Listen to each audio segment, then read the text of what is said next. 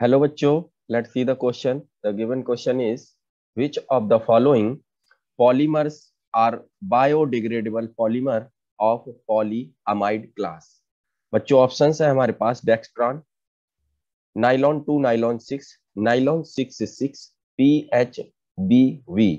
तो ये हमारे पास ऑप्शंस हैं। आइए इस क्वेश्चन को हम लोग सॉल्व करते हैं और देखते हैं। बच्चों एक चीज मार्क करिए, यहाँ पर बायोडिग्रेडेबल पॉलीमर हमसे पूछा गया है, साथ ही साथ पॉलीअमाइड क्लास का पूछा गया है। अगर हम एनसीईआरटी के बारे में डिस्कस करें तो बायोडिग्रेडेबल पॉलीमर्स में हमें सिर्फ दो पॉलीमर्स बताए गए हैं।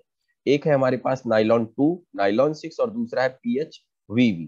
ठीक है ना, ये दो पॉलीमर हमारे बायोडिग्रेडेबल पॉलीमर्स होते हैं। ठीक है, तो ये दोनों ऑप्शंस तो हमारे नहीं हो सकते। दूसरी चीज ये है, ये दोनों हमारे जो है बायोडिग्रेडेबल पॉलीमर्स नहीं है।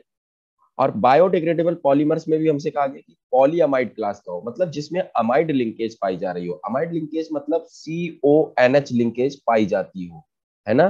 तो वो हमसे क्वेश्चन में पूछा गया है, तो वही हमको बताना है। तो यहाँ से एक चीज ध्यान दीजिए, जो PHBV है, इस PHBV का फुल फॉर्म होता है बच्चों पॉली हाइड्रोक्सी वैलेरेट। और जो सेकेंड वी है उसका मतलब होता है, फर्स्ट वी का मतलब हो गया पॉली हाइड्रोक्सी ब्यूटायरेट और वैलेरेट।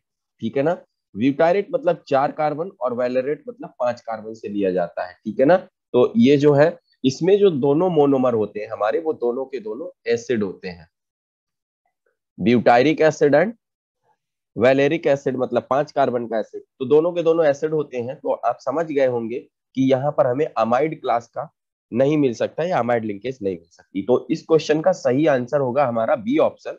और आइए देख लेते हैं कि कैसे करके बी ऑप्शन होगा।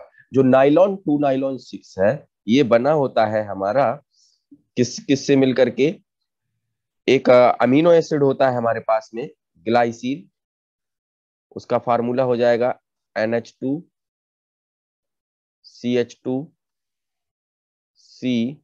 COOH। और साथ में ये रिएक्शन करता है हमारा अमीनो कैप्रोइक एसिड के साथ। तो अमीनो कैप्रोइक एसिड क्या हो जाएगा, ये हो गया अमीनो कैप्रोइक एसिड, मतलब यहाँ पर होता है CH2 का होल 5 और COOH। ये होता है हमारा अमीनो कैप्रोइक एसिड। तो यहाँ पर जो हमें मोनोमर्स मिले हैं वो मिला है ग्लाइसिन और amino caproic acid. n number of molecules हम इसके लेंगे और n नंबर ऑफ मॉलिक्यूल्स हम इसके लेंगे। यहां से जब n नंबर ऑफ मॉलिक्यूल्स लेंगे तो फिर हम इसका पॉलीमराइजेशन कराएंगे। और पॉलीमराइजेशन कराने पर हमें क्या मिलेगा, यहाँ का OH और यहाँ का H निकलेगा। तो H2O का रिमूवल होगा, बहुत सारे H2O हमारे रिमूव होंगे ऑन पॉलीमराइजेशन। और पॉलीमराइजेशन के बाद यहाँ देखेंगे तो यहाँ का H निकल जाएगा और यहाँ का OH अगले मॉलिक्यूल के साथ निकल जाएगा। यहाँ से जो हमको मिलने वाला है वो क्या मिलने वाला है, वो मिलेगा हमें HNCH2CO और यहाँ से OH निकल गया होगा, यहाँ से H निकल गया होगा, तो बचेगा CONH और CH2 का होल 5 CO को हम ऐसे करके लिख सकते हैं CO, और OH अगले मॉलिक्यूल में निकल गया होगा। इसका हो जाएगा क्या हमारा होल N। ये जो हमारा बना है बच्चों, यही है हमारा नाइलॉन 2, नाइलॉन 6। क्या है, नाइलॉन 2, नाइलॉन 6, नाइलॉन 2, नाइलॉन 6। तो ये हमारा नाइलॉन 2, नाइलॉन 6 बन गया। अब ये नाइलॉन 2, नाइलॉन 6 नाम क्यों दिया जाता है बच्चों, ये भी समझ लेंगे। क्योंकि देखें यहाँ पर जो था हमारे पास में मोनोमर, उसमें 2 कार्बन थे, इसकी वजह से इसका नाम में आया 2।